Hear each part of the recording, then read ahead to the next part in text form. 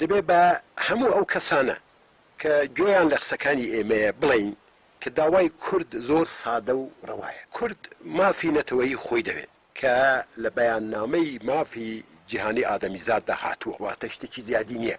بۆیە مەسەلەن داوای خودموختاری مەسەلەیەکی نێوخۆ نییە، چونکە زۆر لە دەوڵەتان وەکو دەوڵەتی ئێران ئەگەر باسی خودموختاری دەکرێ دەڵاوە مەسلەیەکی نێوخۆیی و داخلی خۆمە کەس حەقی نییە دەستی تێوەربدا. بۆیش ئەو دەوڵەت و ڕێکخراو و شەخصیەتانە کە خۆیان بە لایەنگری مافی ئینسان دەزانن پێویستە لە ڕەواکانی گەلی کورد پشتیوانی بکەن. نێونەتەوەی کردنی مەسلەی کورد یانی ئەوە، یانی ڕاکێشانی پشتیوانی جیهانی بۆ مافەرەوەکانی گەلی کورد و هەرچی ئەم پشتیوانیە زیاتر بێ ئەو کاتە بێگومان فشارێکی پتر دێتە سەر ئەو وڵاتانەی کە کوردی تێدا دەژین.